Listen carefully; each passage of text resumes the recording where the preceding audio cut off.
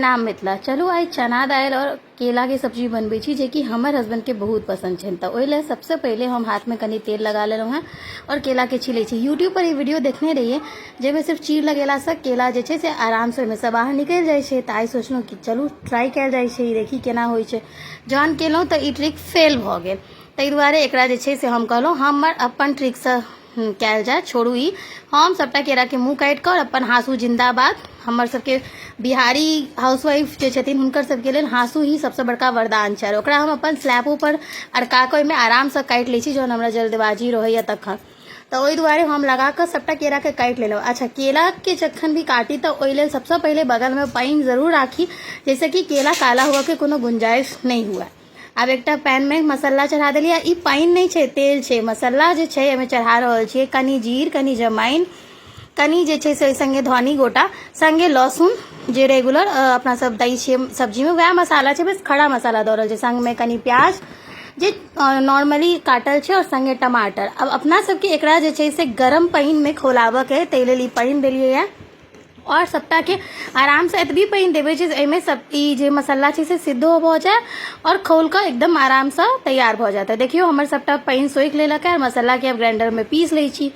आब एक पैन में जे छे से केला के तरबै, जेना भुजिया बनबै छी तेना ही कुरकुर। केला तरला से जे छे ना सब्जी बहुत सुंदर सोनगर स्वाद आवे छे। हमरा कोनो चीज के कनी हल्का सा फ्राई क के बनाबे में ओकर टेक्सचर बेसी पसंद पड़ैया।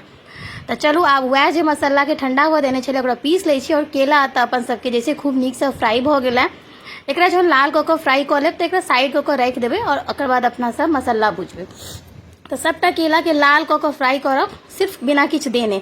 कात में रख ले छी। बचलाहा जे तेल छे ओहि में हल्का सा फिर जीर खसा देबे, संगे कनी हींग देबे। हींग पाचक के लिए बहुत नीक होइ छे, तो खाना में जरूर से रेगुलर इस्तेमाल करबाक चाही। ओकर बाद जे मसाला ठंडा क के पीसलहुँ है ओकरा अब पैन में खसा देबे और मसाला के अपना सबके नॉर्मली भूजा के हल्का सा पानी से खसा देबे। संगे नून स्वाद अनुसार देबे और हरैद, संग में कनी जे छे से एहिठमन दऽ रहल छी हम मिर्ची पाउडर द के और एकरा सबके मसाला के एकदम सुखा के जेना नॉर्मल मसाला भूजै छी तेना ही भूज लेबऽ के। चना दाल के और केरा के कॉम्बिनेशन बहुत नीक लागे छै, ताहि दुआरे ई जे छै से बहुत फायदेमंद भी होइया, तो खेबाक चाही। आप देखियो चना दाल जे छै हम राइते में फुला लेने रही एक दिन पहले, तो ओकरा पानी में से छानि लेलहुँ है। आब हल्का सा एकरा बस अपना सबके जेना सॉटे करे छै तेना ही मसाला में ही भूज लेब डायरेक्ट, ठीक है। एकरा भूज लेबै जहन ई मसाला और चना दाल आपस में एकदम मिल जेते, तकर बाद एमे भुजलाहा वाला जे केला फ्राई कयल छले से खसा के मसाला में पूरा लपेट लेब खूब नीक से, जैसे कि पैन के पूरा मसाला लग जाए। तहन अपना सब कुकर के इस्तेमाल करब, जैसे कि तरकारी एकदम मिलल रसदार हुआ। ओहि के बाद कनी अपना जते झोर चाहिए ओहि हिसाब से आधा कप के बराबर झोर दऽ के 2 सीटी लगा देबे एकरा। जहन ई 2 सीटी लाग जेते तो बुझू तरकारी तैयार है। और खोल के देखे छे, देखा में अतेक नीक लाग रहल है, खूब सुंदर एकर सुगंध ओहू से लाजवाब छे। अब अहाँ चाही तो कनी गरम मसाला ऊपर से ऐड भी कर सकै छी, या फिर हम तक गोटा मसाला ऐड केने छलिए तो नहीं देलिए है।